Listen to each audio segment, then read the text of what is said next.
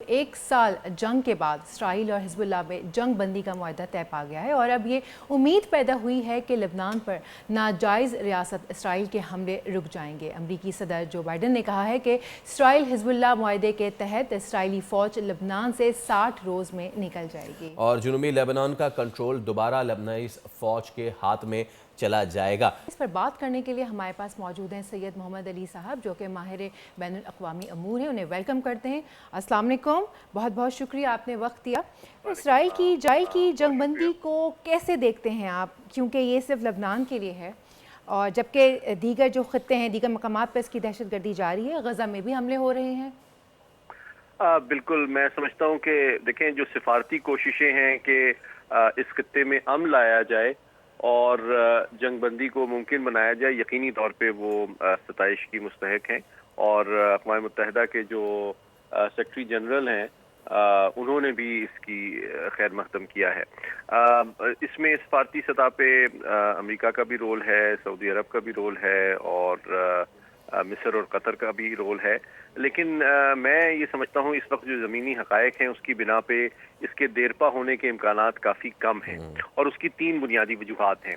पहली बात ये कि देखें, जो जंग है वो बुनियादी तौर पे तो प्राइमरी फरीक जो हैं वो हिजबुल्लाह और इसराइल नहीं है, अगरचे जो जंग की हिद्दत है वो इसराइल और हिजबुल्लाह के दरमियान बहुत ज़्यादा शदीद है। और इस जंग पे इसराइल का राज़ी होना ही, ये इस जंगबंदी पे राज़ी होना ही इस बात का सबूत है कि वो उन्होंने भारी नुकसान हिजबुल्लाह के खिलाफ उठाया है जिसको वो कम करना चाहते हैं। दूसरी बात ये कि बुनियादी तनाज़ा तो फ़लस्तीन और इसराइल के दरमियान था और हमास और इसराइली अफवाज के दरमियान था।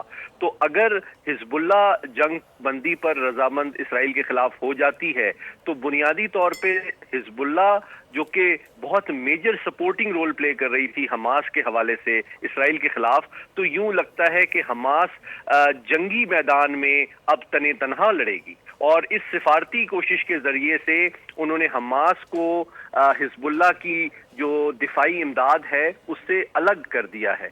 और दूसरा पहलू ये है कि भाई फ़लस्तीन जो लबनान की रियासत है वो तो बहुत कमज़ोर रियासत है। अगर उसकी हुकूमत और फ़ौज ये मुआहदा करती भी है इसराइल से कि जनाब हम जंगबंदी करेंगे, तो भाई इसराइल जो लबनान की सरकारी फ़ौज है और हुकूमत है उसका तो इसराइल के साथ कोई तनाज़ा नहीं है। ये तो हिजबुल्लाह एक तंजीम है जो कि लड़ रही है और उनकी हमदर्दियां हमास के साथ हैं, फ़लस्तीनियों के साथ हैं।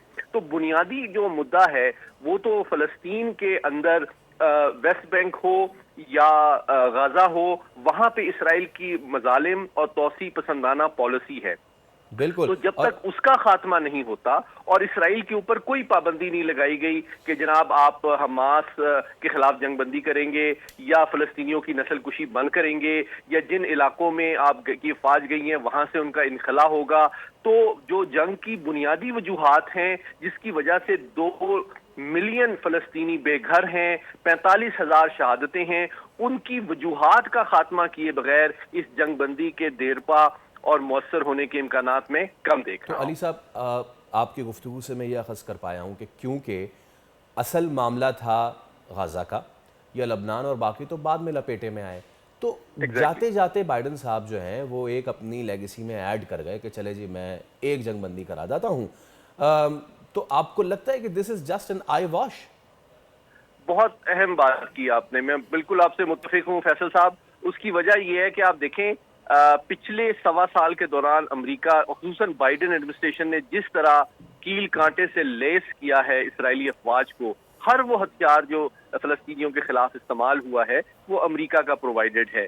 अरबों डॉलर का दिफाई इमदाद इस जंग में अमेरिका ने नेतन्याहू साहब को प्रोवाइड किया। और अब जबकि 1 महीने से कुछ ज़्यादा अरसा उनका रह गया है, तो वो अब अमन के पैगंबर बन के इसका सियासी तौर पे क्रेडिट लेना चाहते हैं।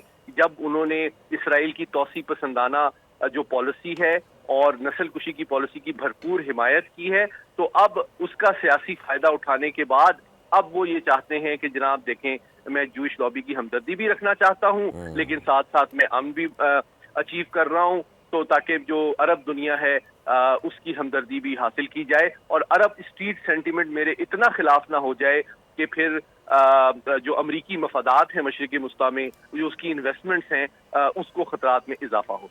ٹھیک ہے، بہت شکریہ سید محمد علی صاحب ہمارے ساتھ. اور ایک جنگ بندی کا اعلان تو ہوا ہے، کیا اسرائیل پابند ہے کہ وہ اس جنگ بندی کی قدر کرے گا، یا کیا اسرائیل پابند ہے اس چیز کا کہ وہ غزہ میں بھی اب جنگ بندی کرے گا؟ پچھلے 1 سال سے ہمیں اس کے آثار تو نظر ابھی تک نہیں آئے ہیں. سبسکرائب کریں اور بیل دبائیں تاکہ کوئی خبر رہ نہ جائے.